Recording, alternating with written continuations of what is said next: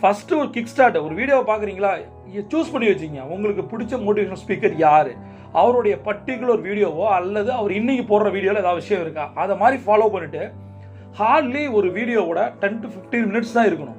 அதை நம்ம நோட்ஸ் எடுத்துட்டு அதில் இருக்க கண்டென்ட் எடுத்துட்டு வெளியில் வந்துடணும். அதிலே இருந்தோம் என்ன ஆகிடும், ஒரு யூடியூப்ல இருக்கும், ஒரு ஃபேஸ்புக்கில் இருக்கும், ஒரு இன்ஸ்டாகிராமில் இருந்தோம்னா என்ன ஆகும், நம்ம நேரத்தை சுருக்கி நேரத்தை பயன்படுத்தி கோடீஸ்வரன் ஆகணும்னு வந்திருக்கோம். அந்த நேரத்தை இந்த மாதிரி சமூக ஊடகங்கள் பயன்படுத்திக்கும். நம்மளை யாரும் பயன்படுத்திக்க கூடாது. நீ மோட்டிவேஷன் ஸ்பீக்கர் என்ன சொல்றாரு, ஸ்ட்ராட்டஜிஸ்ட் என்ன சொல்றாரு, டக்குன்னு அதை எழுதிட்டு டக்குன்னு வெளியில் வந்துடும். அதிலே இருந்தோம்னா ஒரு போயிட்டே இருக்கும். அடுத்தது மோட்டிவேஷன் போதையா போயிடவே கூடாது.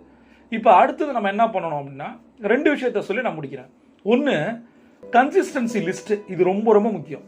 இப்போ 10க்கு 4, 5, 10க்கு 5, 10க்கு 6 இப்படின்னு டூ லிஸ்ட் போடுறீங்கன்னா நீங்கள் வெயிட் பண்ணணும். ஒரு விஷயம் நடக்கிறதுக்கு டைமை கொடுக்கணும். அதுக்கு ஒரு விஷயம் வந்து டக்குன்னு நடக்கும், சிலது வந்து கொஞ்சம் லேட்டாக நடக்கும். அப்போ கன்சிஸ்டன்ட்